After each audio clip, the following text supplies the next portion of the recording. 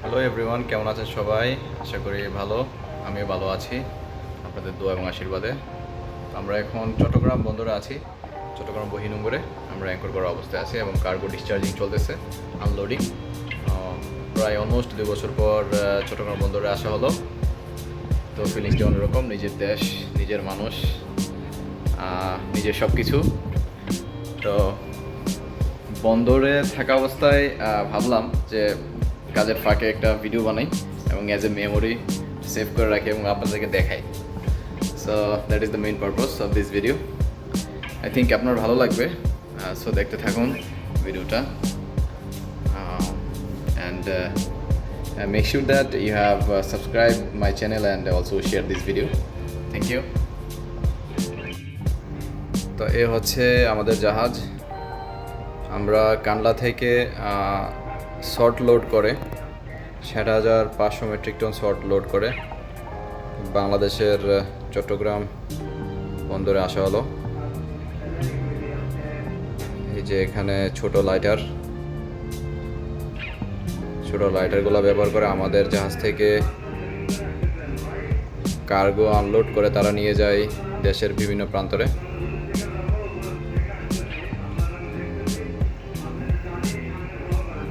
এখানে যারা crane operator রয়েছে তারা খুব স্মুথলি অপারেট করতে পারে, খুবই দক্ষ। এখন আশেপাশে অনেক জাহাজ রয়েছে, তারাও সেম, তারাও বিভিন্ন দেশ থেকে কার্গো লোড করে আমাদের দেশে প্রয়োজনীয় কার্গোগুলো তারা নিয়ে এসেছে।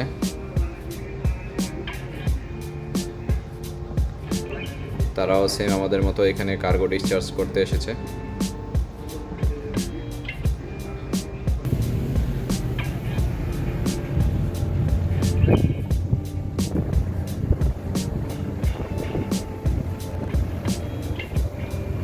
যে আশেপাশে অনেক জাহাজ দেখা যাচ্ছে।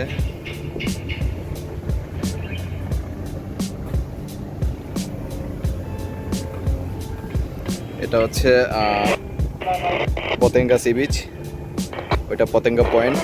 পতেঙ্গা পয়েন্টের মাঝখান দিয়ে চলে গেছে কর্ণফুলী নদী। কর্ণফুলী নদী দিয়ে এই যে ছোট ছোট লাইটারগুলো আমাদের মাদার ভেসেল থেকে কার্গো ক্যারি করে নদীপথ, কর্ণফুলী এবং অন্যান্য নদীপথ দিয়ে তারা দেশের বিভিন্ন নদী বন্দরে তারা এটা আনলোড করে, সাপ্লাই করে।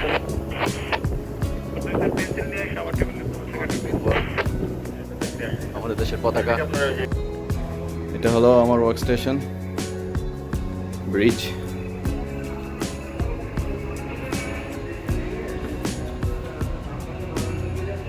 এখন অ্যাঙ্কর ওয়াচ করতেছি নোংর অবস্থায়, যা অ্যাঙ্কর ওয়াচ চলছে।